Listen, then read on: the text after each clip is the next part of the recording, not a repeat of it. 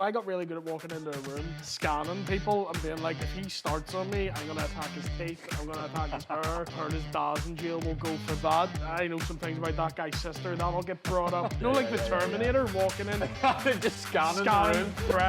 threat, because I knew it would be made fun of.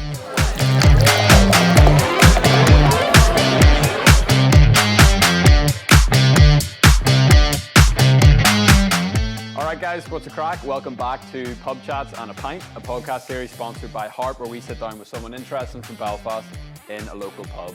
Today we are in the fabulous Harp Bar right here in the Cathedral Quarter, and we're joined by a rising star in the comedy world, William Thompson, who is racking up countless of hours and appearances on podcasts, channels like Dave, Channel 4, BBC Scotland, and going to loads and loads of gigs around the world as well. So William, mate, thank you so much for being here and cheers.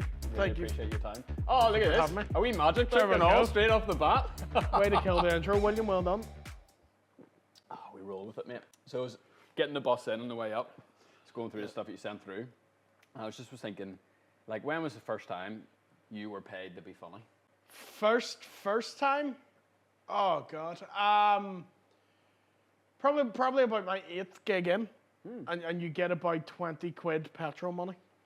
Really? That's how it starts? That's like bottom of the ladder comedy world? Yeah, and then when you start, you're just doing it just to do it. Yeah. And then you finally get 20 quid, and you're like, I'm a proper comedian now. And you're not. But that's what, about 20 quid to drive to like Lurgan or something and back. It was pretty much petrol money, but I was like, I've earned this. It's crazy. So 8 gigs prior to that, like, how on earth do you ever even end up on stage? Because I think, like, for myself, like, nowhere near the comedy scene. A lot of guys listening or watching, it's like, mate, I wouldn't have the balls to get up on stage. Like, what even brings somebody to that place to begin with? A desperate need for attention is definitely one of them. You need them. Shout out to your parents. Yeah, yes, absolutely. But also, I was always in school. I was always I wasn't terrible at school. I was just terrible at subjects I did not care about. Right. So subjects like science, geography, art didn't interest me. But ones where I could like write and creatively write, I was very much interested in. So like English, history, media, did all those subjects. I really enjoyed them. So in school, I would always write the like little stories and stuff. And then as I got older, wrote like plays for every time the school had like a school concert. Wow. They would get me to write the play for it, like a little skit. And that really got me interested in just writing comedy. And then through then I got interested into doing stand-up. So, and I listened to, back then no one listened to them, but I listened to local podcasts like Boy Time, Shane Todd and Dave Elliott. There was Audio Picnic with Colin Geddes and Mickey Bartlett, all those guys. And then they would always talk about comedy. So it made me think like, oh, this is something you can do here. Yeah. So then got in touch with, I messaged Shane Todd, was like, is there anywhere that can do open mics? And he was like, tell Colin Geddes. And the two of these guys were like heroes of mine. It was insane that they'd even reply to me. And they went, tell Colin Geddes, I back you up, you can do 5 minutes in Lavery's. So my first gig was 5 minutes in Lavery's on the bill with Colin Geddes and Chris Kent. Mate, unbelievable. Yeah. And you've got like such a strong relationship with those guys if you listen to them on the podcast. You mean like you feel like you know them, you're like, yo, and then like, to have that opportunity is pretty cool. Yeah, it took me when we started podcasts, or I started being on them, I was very nervous. I was laughing, I was overly loud. Yeah. I'm a loud person anyway, but it was way too loud on them because I was really nervous. Because I've been listening to these since I was like 13, 14, and now I'm on them. So interesting. So it was weird. Weird dynamic. When were you born? What year were you born? 96, man. Right, so I'm 95, so I was just thinking, it's like, you know, I was like, we were first year when I Am Fighter came out. Yeah. You know what I mean? Yeah. And so, like, it's interesting that you're, like, second generation comedian. What I mean by that is, like, just this mad wave that's happened with the internet and podcasts and all this sort of stuff. Yeah. I never really, in my head, realized that, like, you are the second part rather than, like, you know, the goats. Yeah, because people will be like, oh, you're part of that generation. I'm like, no, I'm not. I'm a part of the next one. Very interesting. Because when you look at that group, they're all 10 plus years older than me. Oh, yeah. And I grew up watching them. Yeah. But it's only because when the scene took a big rise, everyone sort of came up together. And they're ahead of me, but I'm like a little tag-along guy. So everyone thinks I'm part of that. And I'm like, no, I'm next down. That was a weird, like you said, I'm Fighter first year, and I remember everyone watching that. Oh, yeah. Everyone was quoting it. And then when Colin did the newest one, I was in it. So I was like, that's a cool moment. It's a really cool moment. Yeah, because I was a massive, massive fan of that. Born in East Belfast? Born and raised, I. Tell me more. Originally, so it moves back and forth a bit because growing up, like most people from East Belfast, their parents weren't together, so you're chopping and changing who you're living with. So I lived in Craigie. I lived for a time on the Newton Ards Road on D Street. Got expelled from that nursery. Big D Street. Got expelled from D Street nursery. How do you get expelled from nursery? You hit people with chairs, apparently. I had anger issues as a child. I'll do it all. Yeah, I had really bad anger issues and people wouldn't be my friend. And when you weren't my friend, I started beating the shit out of you, being like, why don't you come to my house? Like, what's your problem? So yeah, I got expelled from 2 nurseries. And then finally went to live in Tullycarnet. Lived there till I was about 11, 12, and then lived in Dundonald now. And Dundonald and Tullycarnet, people are like, it's not East Belfast. It absolutely is. It's on the outskirts, but very much in spirit, it is East Belfast. Yeah. That was really interesting. You said that you were into like creative writing. Yes. It's like so much of comedy. Now again, this is just based on like listening to like Jerry Seinfeld interviews on podcasts and all that sort of stuff. Yeah. But like he even says, like the number one thing he does is sit down every single morning with a blank bit of paper and forces himself to write. Yes. So the fact that you came into comedy almost through the Trojan horse of writing is pretty cool. Yeah, because it's a skill that you need, and it's not one I'm great at either. I'm not really someone who can't sit down for ages. I can't sit down for 2 hours or 3 hours and make myself do it. I'll have little 10-minute spurts. Perfect. Where I'll write something down, then I walk around the room repeating it to myself, then I'll write it more down, and then I walk around the room, and I get really excited by ideas. But because I get excited by ideas, I need to do them straight away. And if there's any time delay on doing the idea, it's like, oh, we can make a move on that in 2 weeks. By the 2 weeks come, I don't care about it anymore. So it needs to be done in that time, and it needs to be moving. Otherwise, I get very bored. The comedians talk about writing on stage. Yeah. Like performing in front of an audience, seeing how they react and then tweaking wee bits. Yeah. Is there a way that you're able to speed that process up? Like if you have one of these mad ideas that you love and you really want to take action on it, can you like fire out a tweet or like fire out a reel or something and get instant feedback? You can do that, but there's no way to practice for being on stage. Because if there was a way for doing that, some comedians would be amazing. Like the difference between doing comedy and like say playing the guitar, you get to practice in your room playing the guitar, and then you're showing off to the crowd what you can do. There's no measure for it. There's so many comedians, like say internet comedians, and I make the difference because people who'll do Vines, do TikToks, do YouTube videos, but they've never done stand-up.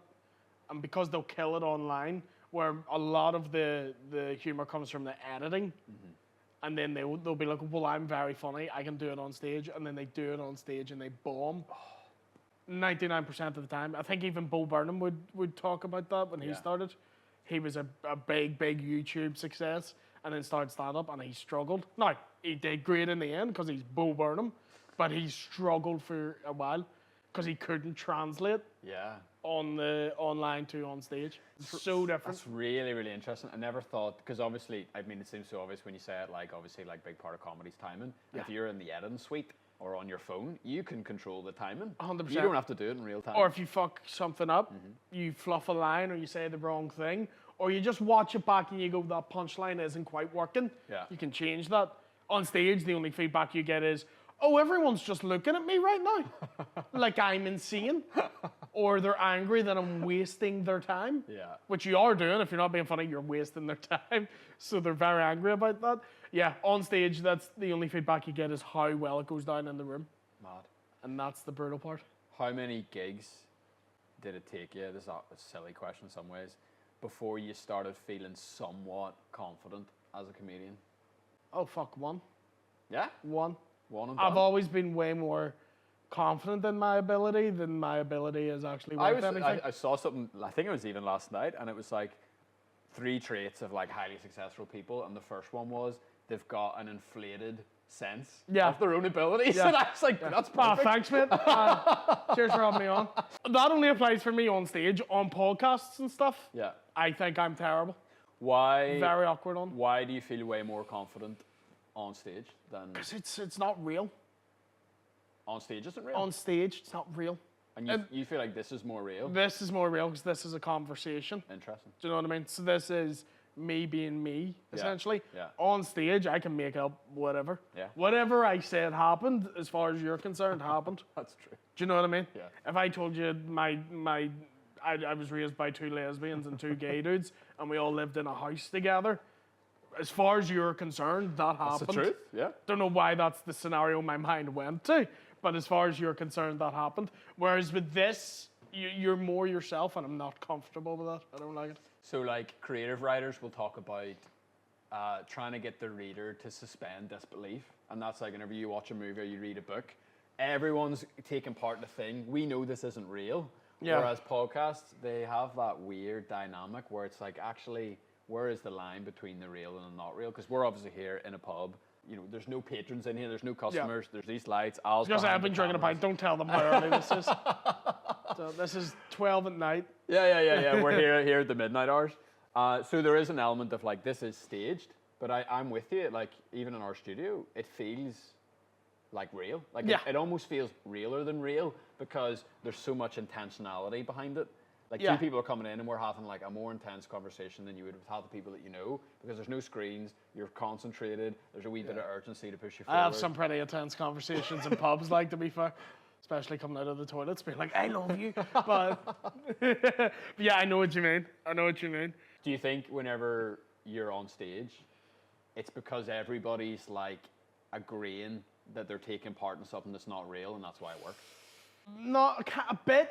It's like going to see a play. Mm-hmm. Yes, I will buy into your premise if you sell it to me. Mm-hmm. If you make it somewhat believable. If I come out and just start saying stuff that isn't true, and it's very easily detectable that's not true. If I came out being like, yeah, in school I was so sexy because I was really tall and really good looking. Yeah, you're not going to believe that because clearly I'm not. But if you can tell them a little story and then add a twist in, but the rest of it's true, well, they've bought into it, so they're in for the twist. Yeah. What is some of the main themes that you draw on?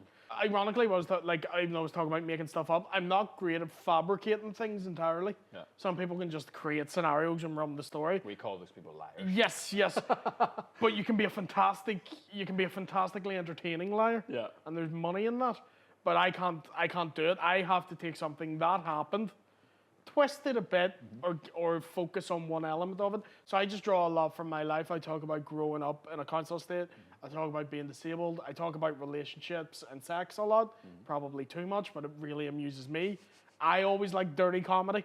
Yeah. I know it's not for everyone. Yeah. I know when you were watching maybe Live at the Apollo with your mum and dad when it was on, and you'd have Michael McIntyre, and then someone would come out and do like a rim job joke, and you're like, terrible. Your dad's Switch that off. Your dad's looking around the TV, and your mum's just going, shouldn't need to be dirty to be funny. But I was always a fan of people like Jim Jeffries and Louis C.K. and Frankie Boyle, really dirty comics. So I love dirty comedy. So I would do, those would be the main 3 things: is family, disability, and sex. Talk to me. Bit of religion too. Oh yeah? But I only do that here. Yeah, it's quite niche, isn't it? Yes, because it's not just religion here. Do you remember when people talk like the Catholic Protestant thing? It's like culture. Oh, yeah. I've ordered a Diet Coke and someone called me a hun once. I was like, a Fanta I would have understood. A Diet Coke I don't follow. So it's ingrained in everything. Yeah. But I don't do it when I go to England or Scotland. Because nothing annoys me more than when you see a comic who's like from England and they come over to Belfast and like, oh, you know what it's like on the tube? I'm like, no, I don't. Yeah, nobody here knows what that's like. We barely have buses. Yeah. How do you draw a line between the hyper-local stuff that would really kill, say, with like an audience, a Northern Irish audience, versus like trying to be more universally acceptable or not acceptable, appealing, I suppose? You sort of learn. Okay. You sort of learn when you do it. Now, you should have some common sense that if I'm going to do a joke about a pub in East Belfast, that's not going to fly in Hackney. You should know. There's certain words that you have to learn by doing them on stage, and maybe those words are the punchline to a joke, a very good joke. Yeah. But it's balanced on that word working, and they don't know what that word is. Brutal. It's like the word peeler. I didn't realize is very colloquial here. I don't even know what peeler means. Really? Peeler? I know it means police, but I don't know why. Because the police were founded by John Peel.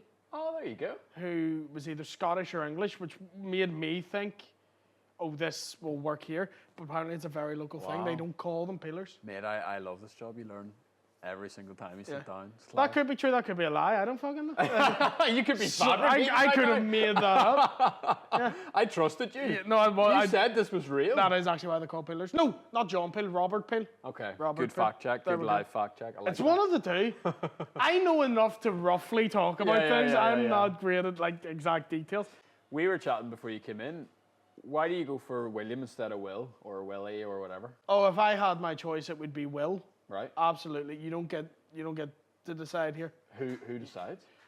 Your parents. That's how most names are made. But also, you don't get to decide what people call you. Everyone calls me Willie, Right? and I hate it. I hate it because my dad had my name, so he was Big Willie. Yeah. I'm Wee Willie. Yeah. Try getting a girlfriend with that nickname when you're It's 5'4". tough. It's very tough. So yeah, I would go by Will or Wills. That's my friends call me Wills. Yeah. But I've tried to get that going, and Shane Todd laughs at me and goes, "No, we'll call you Billy. That's the best you're getting." Really? Yeah, you don't get to decide what your nickname is. Brutal. People just give you a name. It was more on podcasts. Everyone started calling me Willie. Right. The first episode of Mudblood, Paddy keeps referring to me as Willie, and they stop calling me Willie. And then Shane started calling me Willie T. Yeah. And then Willie T is a very quick, snappy name. Yeah. So that I go by Willie T. Willie T, yeah. Yeah. Yeah, It's makes but I'm not going to be like, actually, it's Wills. You know, the Willie T rattles off the tongue. Everyone knows me as Willie T. So I was like, oh, fuck it, I'll go by Willie T now. Yeah. That's not the end of the world. It's just, it's more, it's how you can tell if someone knows me or they don't actually know me if they call me Willie and they're like, yeah, they don't really know me. So you said, this is in reverse order because I can't remember the first one. You said themes you draw on, religion, peelers, disability. What was the first one? Family? Family life, yeah. Family life? Yeah. What's your disability? Cerebral palsy. Specifically spastic hemiplegia. When did that come into your life? Is that something from birth? Is that You're something born. that You're picks up later? born with it, Right. but you don't know you have. You can tell with certain types if you're quadriplegic, or you can. It can depend. You can sometimes tell if the child can't crawl. It has cerebral palsy. Okay. For me, I was around 3 or 4. My parents would take me out, and I would just fall, like constantly fall, which I still do. But it got to the point that I was like, "The fuck's wrong with this kid? He won't Right. stay upright." I just keep hitting the floor, and then they took me to the doctor, found out I had cerebral palsy on the right side. I also had a speech impediment, but they So thought it was the just a falling child. is from like almost like an imbalance, where it's like your left Yes. side was stronger than your right side. Yes, that's So exactly the it. whole right side of your body, there's Yep. something going on. Yeah, it's all, the muscles are very tight. I don't have great control over it. Right.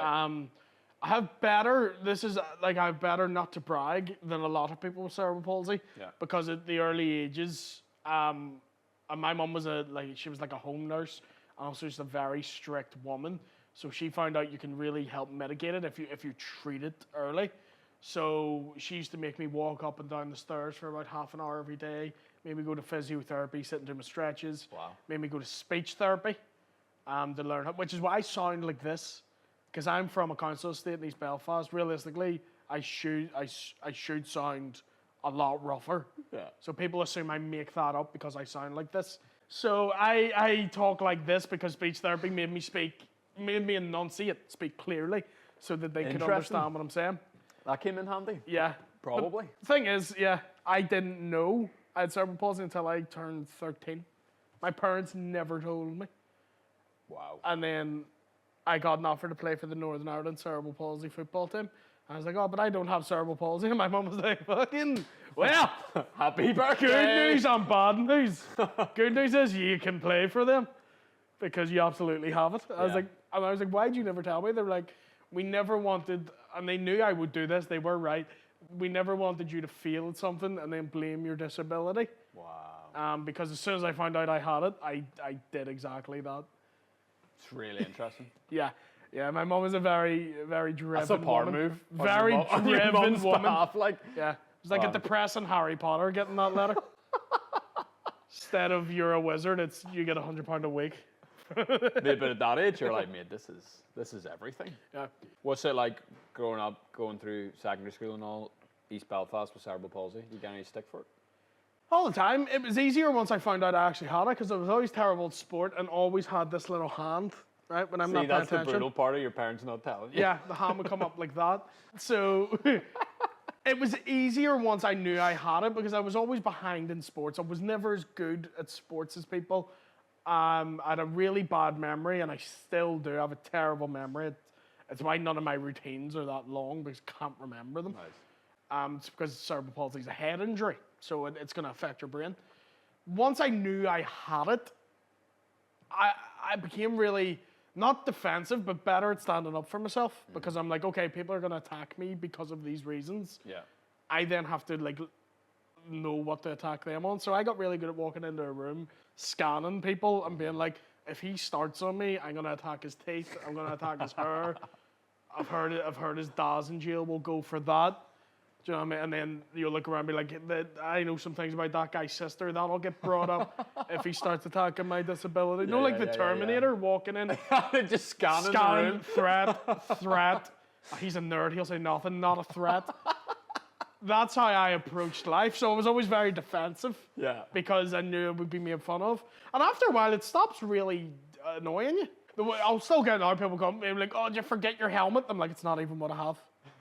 Or they'll be like, oh, can you even read? I'm like, I have a degree. My arm just doesn't work that well. My legs don't work. I'm fucking that stupid. Yeah. But yeah, there's a lot of misconceptions about it. But yeah, when you hear a good one, I don't get offended. I'm like, I'm taking that. Yeah, you're like respect. That's on stage now because that's a banging joke. Interesting like that, like preparing lines in advance to defend yourself.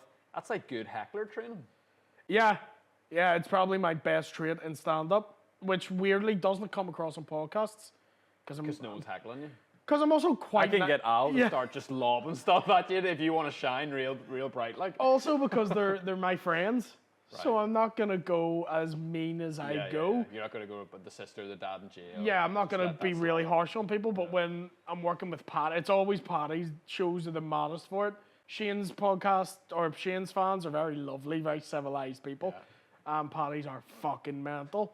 So when I gig with him, it's always people start slabbering at me, and Patty always just go, he knows what I'm like, he's like, you go ahead. Yeah. And I'll spend 10 minutes just chewing people out. I love to do it. Brilliant. Love to do it. That crowd work stuff, there's a real audience for that online. Like, I'm a big fan of Andrew Schultz, and like, his whole YouTube is just built around crowd work. And loads of comedians like that as well. It's almost the thing now. Yeah. And the reason probably for that is you can burn through a lot of that because it won't happen again. But you can't keep putting up material because it takes about a year to develop a really, really good joke, and then you have to tour that joke. Really so you put that online, it's burnt. Yeah. The problem with it is now, when you're known for doing crowd work, you can end up having just a really rowdy crowd. Yeah. Who want you to tell them to fuck up, who want you to slobber at them.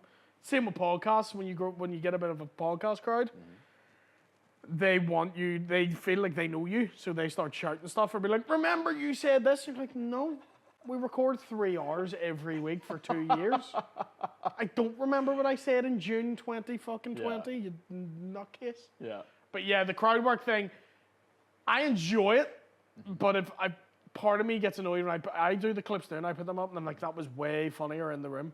Sure. And I don't feel people give, not just me, but any comic, enough credit for crowd work. When they be like, oh, that was a bit of an easy joke. You're like, he said it in 2 seconds. Yeah. That happened and that came out of his brain with no filter. Absolutely. Of course it's going to be an easy joke or like the first thing you see. Yeah. Because you're just saying what's in your mind. And the speed is really important in that. The fact you have anything to say at all is incredible. Because Belfast did not really have a scene, or Northern Ireland in general did not have a scene for so long, I could rock up right now with a mic and a speaker and start doing stand-up. I've done to us three. I have done gigs in that circumstance. So it took a while for people to learn how to behave. Right. And I've done gigs. I remember I think it's the Crumlin Star, I'm going to say, and they're going to kill me if I get it wrong, because they always kill me. I always get the name of this bar wrong. But it was for the Ardoin Fela, or Flea, whatever, I can't remember what it's called. And it was me and Paddy McDonnell.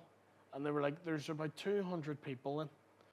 And we go in, and there's easily about 400, 450. The place is rammed. No one's even sitting. Jeez Louise. It's just people crowded around the stage, shouting the entire time. Like, you don't even get a word in before they're shouting, they're screaming at you. With a guy Darren on doing MC before us, and he's a very, very funny guy, very polite guy, and he was trying to like calm the crowd and speak very softly and make the crowd listen to him. And he went out and he opened his mouth and someone went, "Fuck up." And he went, "Come on, guys, a little bit of manners." And he went, "Fuck up, please." And so that's the gig you're dealing with there. And then I went on and I went to speak and someone heckled me. And I just spent 15 minutes abusing the crowd. Brilliant. So that one was rough because I didn't do material. You literally had to do material, then fuck up, you're ugly, you're fat and ugly. Anytime you do a gig in somewhere that's not a comedy club, has the potential to be a disaster. Interesting. Ulster Hall, your biggest gig coming up? My biggest solo show, yeah. Class. Yeah, nearly 4th of November? 4th of November, Yeah. and I was panicking for it. Right. Because it's nearly 1,000 seats. It's a big undertaking. Like you step out and you're just kind of like, all right, let's see. Yeah. And I have the benefit of I've done that room 5 times already. Not by me just doing warm up, but it's more the thing that panics me is like it's nearly 1,000 seats to sell. Are that many people going to come and see me? And then the first day, like after the first weekend, it was nearly half gone. Brilliant. So I was like, Jesus Christ. Class. Yeah. Now I have to worry about the show to put on. I'm like, the fuck do I say to these people? Yeah. But yeah, it's no. The scene's such a crazy point right now, though, that I'm doing the Ulster Hall and it doesn't matter. It's not. There's 2 people doing the Odyssey. 3, 4, 5 now can do the Odyssey. So the Ulster Hall is like, oh, it's only 1,000. That's insane. Do you know what I mean? I can do the Ulster Hall, and I am 7th or 8th on the list of comics here. Yeah. Do you know what I mean? That's how crazy things are. It's so exciting for the scene, and it's so exciting for you as well. Yeah, no, it's exciting. I'm very excited to do it. And if everything goes tits up the next year or the year after this, I'll still have like, well, I sold the Ulster Hall. 100%. So I am very excited for it, if not very scared. For a show like that, do you, like how much old material can you weave into it? Or is it totally new material? Totally or how new. do you approach that? Totally no, you can't do it. Wow. It's just the rules.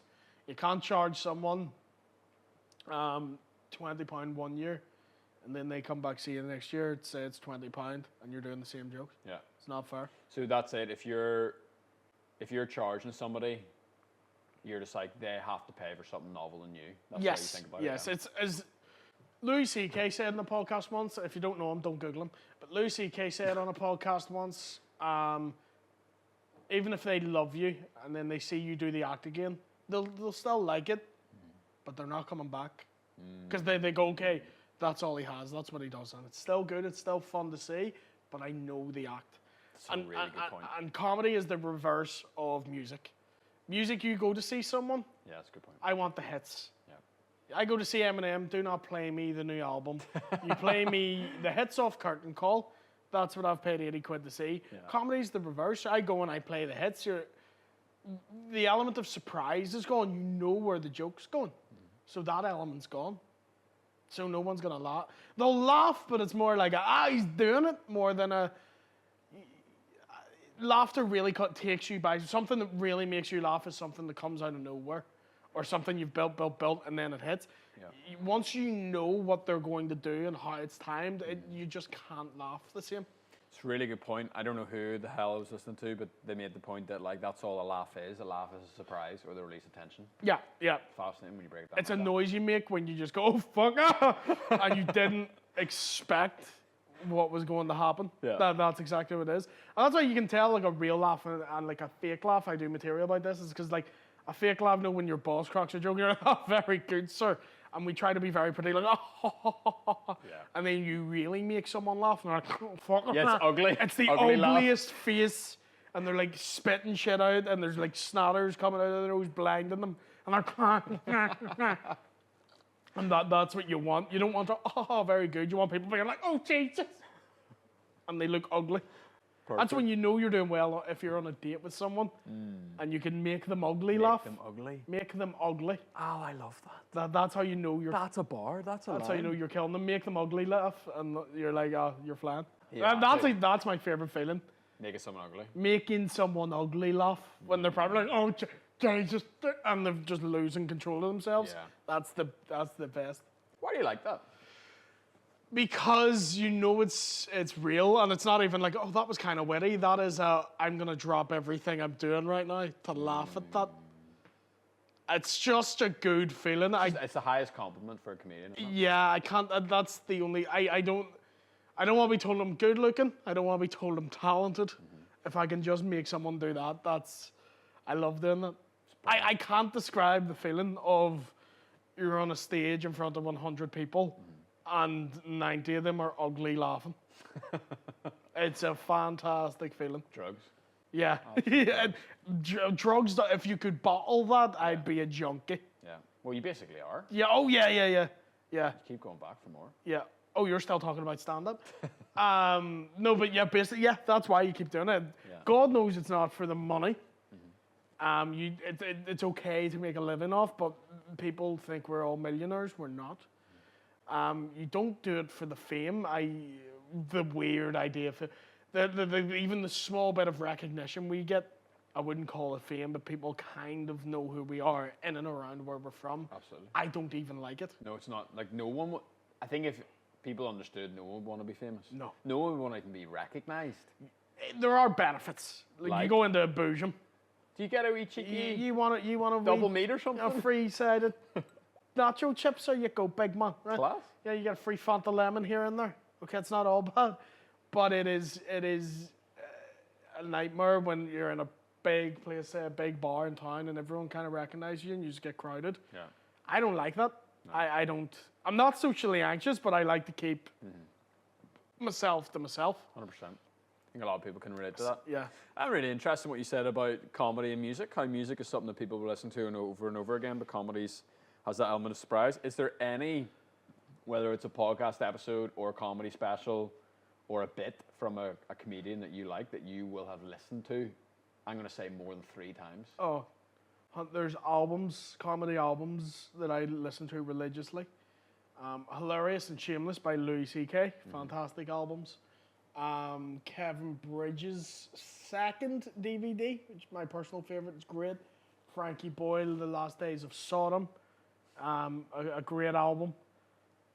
So there's just albums that I know off by heart just because I really, really like them. Brilliant. Peter Kay, the whole podcast is just me listing the specials I listen to. John Mulaney's first one that I can't remember what it's called.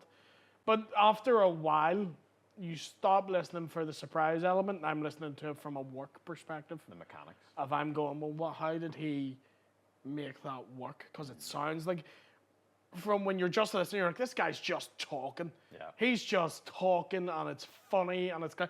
And then you go back and listen, you're like, there is so much he's doing right now that you don't even, like, there's so much moving parts, you don't even pick up that he's doing that. So if you were to give, like, one of those wee moving parts, one of those mechanics to Al here to make his wife ugly laugh, like something that, like an inside bit that can just make any joke better. Yeah. There's one thing I love doing, and it's such a silly fucking thing.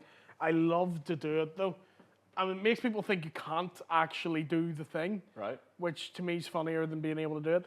It's when you're telling a story, and say you meet an Englishman in the story, do the complete wrong nationality. Just the complete wrong. Because it's a Louis C.K. trick. It's where I picked it up, where he's like, oh, I ran into this guy in the street, and he was like, oh, hello, nice to meet you. And he goes, and he was Jamaican. So he's being racist with the initial accent. Then he switches it. So anytime I do an English guy, I'll be on stage being like, well, I came from fucking London. And then you make fun of the fact you're not actually doing the right voice. That's my favorite thing to do. It's good. And anytime anyone does it, it's certainly not my trick. Everyone does that. Just do an accent wrong and then play it off like you didn't mean to do it. Is hilarious. Oh, that's gold right there. Just do that. Dinner tonight, sorted. I'll report back. Yeah. Love it. And if they say it's a bad impression, you double down and you just keep doing it until it's funny. That happens. Talk to me about Spy Kids. Oh, the movie? That's because you asked me for my favorite quote. Yeah, that was a niche. I like that a lot. I liked it because It was almost a punchline. Do you know what I mean? Because it was so deep, philosophical. Did you think I'd made that up? No. No? Or did you know but it I was like, Spy Kids? I laughed out loud on the bus because I was like, I didn't. Whenever you see who it was from, it was like an unexpected punchline. Do you know what I mean? Yeah. That's why I love that quote, because it's a good quote, and then you What's realize. the quote? Do you remember it? Do you think God remains in heaven because he too fears his creation? And it's in a kid, And it's random from Spy Kids. a movie where there's actual thumbs as the villains. Yeah, where even in the movie it doesn't make sense. Steve Buscemi's in a lab and they found him, and he's the creator of these. Are they called floobers? Or something like these, like little humanoid things, and he's afraid of them. So he stays in his lab, and the kids are like, "Wow, Professor, what happened?" And he's just like, "Do you think God stays in heaven because he too fears his creation?" And the kids are like, "Wow, I don't know." Like the movie does not get that philosophical again. It's just that one really weird part. Yeah, I don't know which movie it is. They all blend into my head, but there's like one where they have like they've got money. They put the money in the microwave and it turns into food. And I was just, as a young kid, just captured by that idea. I was like, what? I have to put in my microwave, and what would happen if I pressed 30 seconds? Brutal. I haven't thought about Spy Kids in a long time. Spy Kids were one of my favorite franchises. Spy Kids 3D, banger of a movie. Epic. Do you remember that when they first invented 3D and everything was in 3D? Mate, it's actually all coming back. There's like an opening scene where there's like a roller coaster that juggles stuff, and all the stuff was like flying out at you. Yeah, and they would remake movies for 3D and it wouldn't work. Yeah. You get like Shrek in 3D and the dragon would come out at you, but about like, half a centimeter. Yeah. Why was this 18 extra quid? This was not worth it. Yeah. No, I love Spy Kids. There's so much to be said for those like terrible kids movies of the early 2000s. You grew up around the same time as me. Yeah. Those terrible movies of that era. They were great. They're absolutely I love great. their Spy Kids. I was gonna say Shrek. Shrek's good. Shrek is unreasonably good. Shrek's, even going back to it now, you're like, this is tight. This is a great movie. Yeah. I think what else was terrible, but popular at the time? Weirdly, High School Musical. Were you a High School Musical kid? Absolutely. Thank you. I could Thank sing you. about 10 songs. Thank you for admitting it. Yeah. Thank you. So many people will be like, I don't know it. Mate, my iTunes, if you remember back in the day, everyone was pirating stuff on iTunes. And iTunes would do this thing where it would tell you how many times you've listened to a song. Yes. I'm pretty sure I maxed out some High School Musical on my iTunes. Under the 99. Under the 99. Yeah. You're out at a bar, or you're at a party, you put on High School Musical. Bro. People are like, who's put that on? Oh God, no, who's that? And oh God, you're gonna have me singing. You'll get that. Go My Own Way. That was a tune back in the day. That's a banger. I've got to move on and be who I am. Oh, I just 100%. don't belong here. I hope you What understand. about us? What about everything we do for you? Do you think God stays in heaven to save his creations? This is the content This is the content we signed up for. No. I love that era where like the movies you watch was your parents like, "Joe, I'll watch Back to the Future, Karate Kid." You're like, "That Disney Channel originals." Yeah. And Like, it was all looking back, remakes of High School the Musical. scripts are the scripts now seem like they're AI generated. Do you know what I mean? It's like, did a human actually write this? Yeah. Steve Buscemi looked into the camera, tears in his eyes as he questioned his existential existence. High School Musical, when you watch like the acting, the story, it's all terrible. But the songs are so catchy. I don't even know if this is going to be the final cut, but I'm having fun. Like, I'll send it to you afterwards. I saw a video the other day, and it was like, dear knows what High School Musical video it was, and it was a scene where they're in the kitchen, and like Zac Efron's like playing the saucepans. And they've put the actual sound in. It's like, what this actually would have sounded like, and it's the worst thing in the world. Yeah, I've heard that. It's so good, mate. All right, 2 questions to land the plane, and then we'll get out of here. If you could take anyone from Northern Ireland out for a pint, who would you take, dead or alive, I should say? Who would you take, where would you take them, and why? George Best, absolutely. Nice. And to the pub, because I don't think he'd let you go anywhere else. Yeah. Just because, like, you know, he became a bit of a joke that, he loves a pint and all. But when you talk about someone who excelled at their level and is legendary at what they did, and is still considered the best of all time. You have people from Northern Ireland who are good or who got better than a lot of people than here should have got at their craft or whatever they do. Very few. He's the only one. Like, the best of all time tends to come from England or comes from America. George Best is the only example I can think of where people are like, no, he's the best of all time. Yeah. And he was in the 70s when being a footballer meant you were a fucking rock star, where you could have a pint before training. Yep. So I love George Best. I love George Best. That's awesome. So that would be who I would go for. If you could go back in time, go back to an 18-year-old version of yourself. Didn't know where that was going, but all right, yeah. And you had a couple of minutes of 18-year-old Will's time. What sort of things would you say to him? 18-year-old me, sadly, isn't that much different than actual me.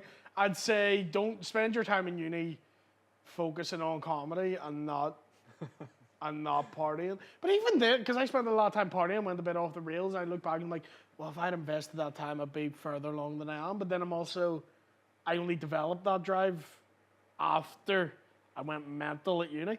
So I'm like, I don't know if I would change anything. Talk to me about that a wee bit. So, like, was less there like crisps, I would tell me. Less crisps. Like, where did that drive come from?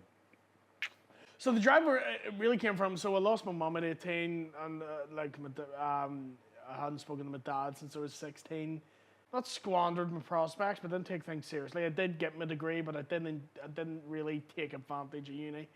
And then just found myself sort of going nowhere. I started at comedy, doing well, and just let partying and stuff become the main priority. Like, if I was going on at a night, a joke landing wasn't what was my focus. It was, well, where am I going after? Yeah. Am I going to party after this? That became a focus. You start to slide down the ranks until you then find yourself, oh, I'm doing the gigs that I originally surpassed, and now I'm back doing these gigs. What the fuck am I doing? Yeah. So then all that happening made me get the drive. Like, right, I need new material. I need to start killing. I need to do better a lot of the time. And then once I came in with that, actually took me about a year before I would say I'm fucking murdering every gig I'm doing. And then I hadn't gigged with him in a few years at this point. Shane Todd had seen me do the Limelight Comedy Club, so he took me on tour with him. Nice. And then I got good at being the warm-up guy for Shane, to the point that became a regular thing I did. Then I started getting a fan base of people being like, oh, but he's good, I went to see him. And just you build. To the point now, like, if I could see back when I was about 22 and being like, oh, I need to focus on comedy, and be like, in 4 years' time, if you take that, I would keep doing that path. Yeah. Because that was the time I was like, oh, I'm doing 7 people, and my friends are like, why are you doing this? And now all those friends who are like, why are you doing this? Are like, oh, fucking fair play to you for doing it. Yeah. Do you know what I mean? Awesome. But people don't see that side of it when they see stand-up. They see you if you do well in a room of 200, they're like, oh, like, I could do that. And you're like, it takes a long time before you get really good 300 gigs with an audience of 15 people to get to that point. Easy. Yeah. Easy. Mad. Awesome. Mate, that was killer. Really, really killer. Yeah. Thanks for making me ugly laugh over High School Musical. Did not expect that's where we were going as Spy Kids. Mid-2000s television, that's where I shine. Absolutely. And thank you so much for listening or watching. Thank you so much to Harp once again for making this possible. I actually have pretty much polished that off. And thanks to Willie Jack for letting us use the Harp Bar here for this time. And William, thank you again. Thank you very much. Thank you for having me. Awesome chat. And I really appreciate your time. Cheers.